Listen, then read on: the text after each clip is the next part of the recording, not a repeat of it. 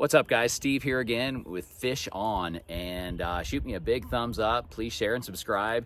Let's see where we're fishing this time. Thanks for tuning in. We'll catch you on the next episode. Bass on the fly rod.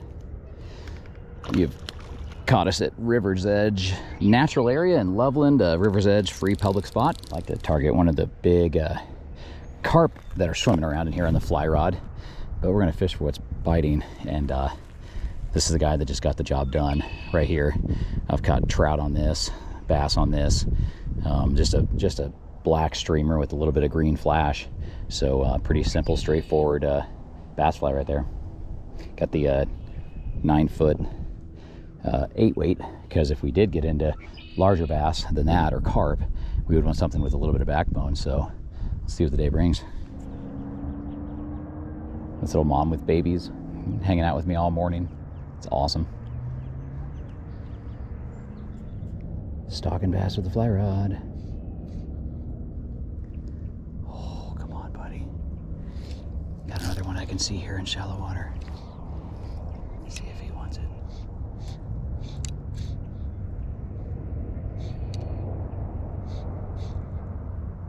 Oh, come on, fish.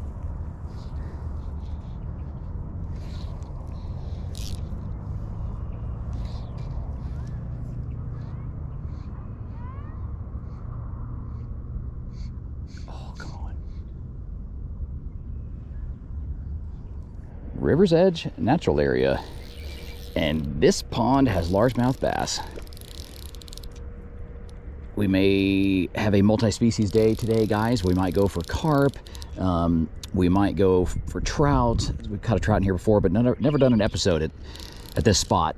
Free public area. There's a whole series of ponds here, and I think I'm at the one that's called South Jayhawker.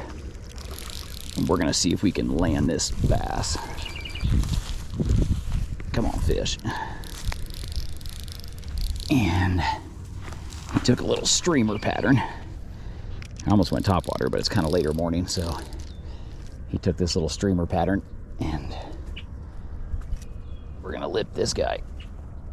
Come on, fish. There you go. Largemouth bass, number one.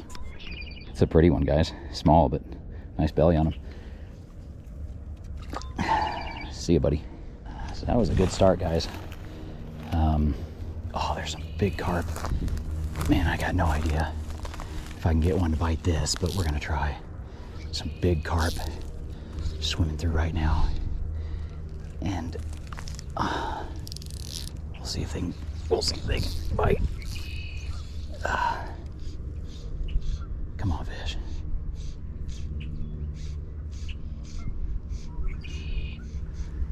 No, I didn't get them. I've got other flies I would use for carp, but I'm kind of sight fishing. You know, this is the time of year when the water's warm and the carp are shallow, so I'm kind of sight fishing. So, as you can see, here's an inlet here. We got water coming in from the private pond behind me to this pond.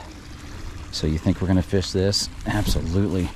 You got moving water, it oxygenates the water, stirs up food, and a pond like this, where we've never done an episode before, that I don't know that well, what do we always say? Fish inlets, outlets, boat ramps, and dams. So we're gonna run this little guy right by that post and see what happens.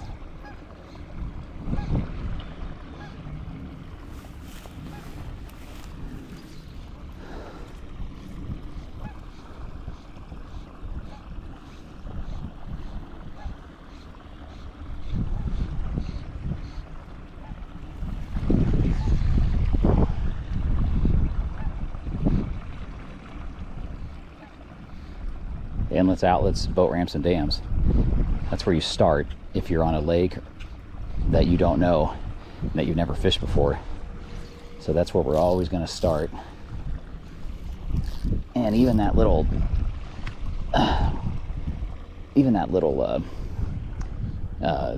water depth measure thing right there, it provides enough structure for a fish potentially. we'll hit this and keep going. So walking on the south side of what I believe is called South Jayhawker Pond, leaving the area where I caught that bass. And there's a car wash right over there, and that's Taft and First Street by the softball, baseball fields. No secret spot here. We always fish public waters on these shows that are, most of the time, are free or a county or state park pass required. This one's free, public area. And I walked over to the one that's called Bass Pond, and it's super algae filled and looks difficult from shore. It's crowded here. It literally is Memorial Day, so holiday weekend. I'm trying to do 3 episodes this week because we're going camping, so I might hit Lake Estes with the kids and Rocky Mountain National Park, and potentially, a Saturday I'm going with a neighbor out on Horsetooth on a kayak, and that could get interesting really quick because smallmouth bass ought to be perfect right now. But we wanted to show you guys bass on the fly rod, and so far so good with that one fish. And I just like the looks of this tree right here, so we're gonna hit it through right to that down limb, if you can see that.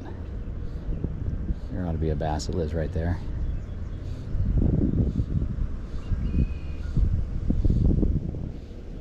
Oh, come on, fish.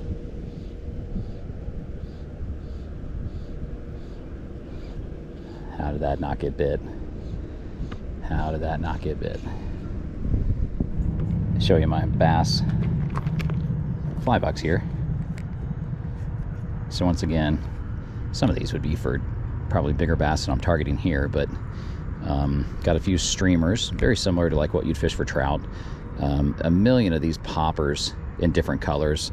I mean, for panfish, bluegill, and bass, you just can't beat these kind of things, these poppers. Then obviously, this would be a good play right now. Just like a Clouser minnow in different colors. Got some kind of larger articulated streamers. That's a bass fly. These purple guys and black guys over here. So a lot of flash, a lot of color, and yeah, a whole bunch of fun. I'm starting with the small presentation until we figure it out, but so far we're 1 for 2. I mean, of the 2 bass that have for sure seen my fly, one took it and wanted it bad. We're gonna stick with that for now and keep working this. So we got North Jayhawker Pond here, and this one looks totally lifeless, but I don't know, there might be fish in here. I caught the bass out of South Jayhawker Pond right over there, and missed a couple others. That was really fun. And then Sandpiper Pond, there's another one, I can't remember the name. And then Bass Pond had a whole bunch of algae. There's a guy in a belly boat, looked like he was targeting bass. Truck's right there, but it would have been tricky, I think, to fish that one from shore. I don't even have waders on. Did a little bit of wet wading, but you know, I attacked him today with the fly rod and this little streamer guy right here. Again, with a floating fly line on the 9-foot 8 weight. You know, this streamer got a couple to chase. I missed a couple and landed that one. So only here a couple hours, but still fun. Got to come back though. Kind of an exploratory trip for me. So this will be a short episode, but this is River's Edge natural area.